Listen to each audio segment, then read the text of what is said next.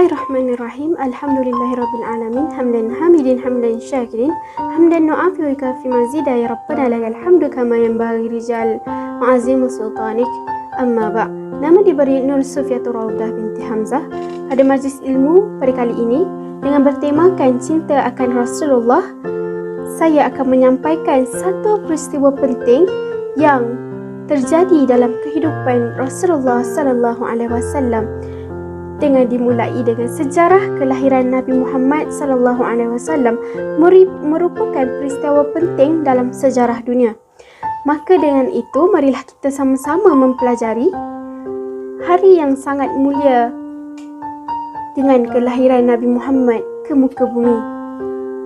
Di seluruh dunia, sambutan Maulidur Rasul akan diadakan untuk memperingati kelahiran Nabi Muhammad sallallahu alaihi wasallam.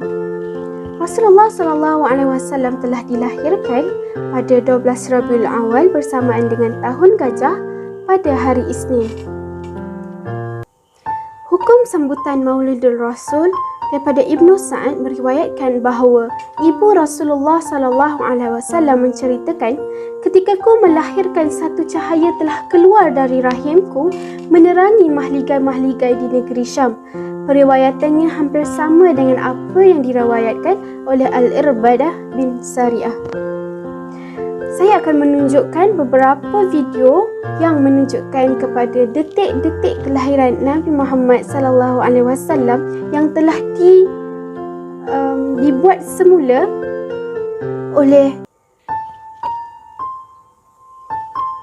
semula dan tayangannya ada di YouTube.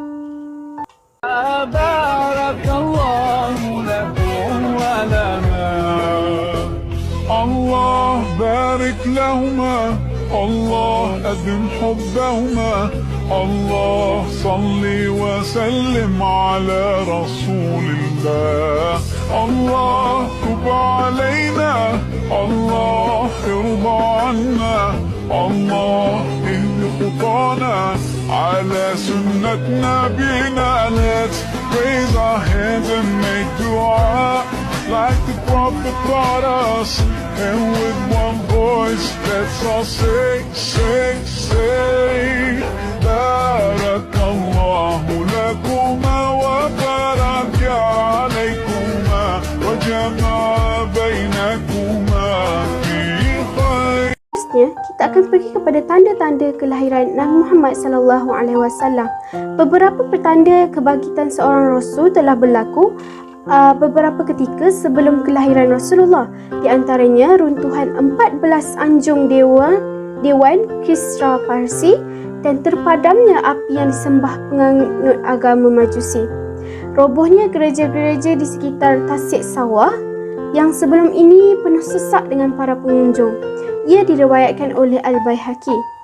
Sebaik saja baginda dilahirkan, ibunya Aminah segera memberitahu kepada datuk baginda iaitu Abdul Muttalib mengenai perkara baik itu.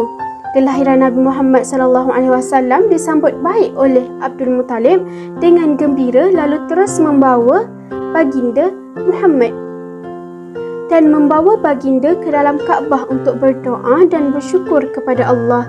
Beliau telah memilih nama Muhammad sebagai nama kepada cucunya. Nama itu tidak pernah dinamakan kepada sesiapa pun oleh bangsa Arab sebelum ini. Nabi Muhammad sallallahu alaihi wasallam telah dilahirkan dalam keadaan yang sudah berkhatan. Itu merupakan peristiwa yang sangat penting, dengan kelahiran Nabi Muhammad sallallahu alaihi wasallam ke dunia telah merubah dunia 100% kepada agama yang sangat cantik dan indah isinya. Seterusnya, bagaimana cara kita untuk menyuburkan rasa cinta kepada Rasulullah sallallahu alaihi wasallam? Adakah cukup dengan hanya memadai membuktikan cinta kita kepada Nabi Muhammad sallallahu dengan hanya mengadakan ceramah, perarakan, bersalawat atau marhaban? Tidak cukup dengan itu. Akan tetapi orang yang mencintai Rasulullah sallallahu alaihi wasallam akan mendapat kesempurnaan iman. Hal itu berdasarkan sabda Nabi Muhammad sallallahu alaihi wasallam Riwayat Muslim, seseorang itu tidaklah beriman dengan sempurna sehingga saya lebih dicintainya berbanding anak dan ibunya, ibu bapanya serta manusia lain keseluruhannya. Sebagai seorang Muslim, wajib kita mencintai Nabi Muhammad SAW melebihi diri kita dan manusia lain sama ada ibu bapa, isteri, suami, anak, kaum kerabat dan kawan-kawan. Allah Subhanahu Wa Taala berfirman dalam surah Al-Ahzab ayat 6 yang bermaksud, Nabi itu hendaklah lebih utama bagi orang yang beriman dan melebihi diri mereka sendiri. Sebaliknya, jika meletakkan diri, keluarga atau harta kekayaan lebih dicintai berbanding kecintaan kepada Allah dan Rasulnya, nescaya mereka akan mendapat kemurkaan daripada Allah Subhanahu Wa Taala. Allah Subhanahu Wa Taala berfirman dalam surah At-Taubah ayat 24 yang bermaksud, katakanlah, jika bapa-bapa kamu, anak-anak kamu, saudara-saudara kamu, isteri-isteri kamu, keluarga kamu, harta kekayaan yang kamu usahakan, perniagaan yang kamu bimbang kerugiannya dan tempat tinggal yang kamu sukai adalah lebih kamu cintai berbanding Allah dan Rasulnya dan daripada berjihad di jalannya, maka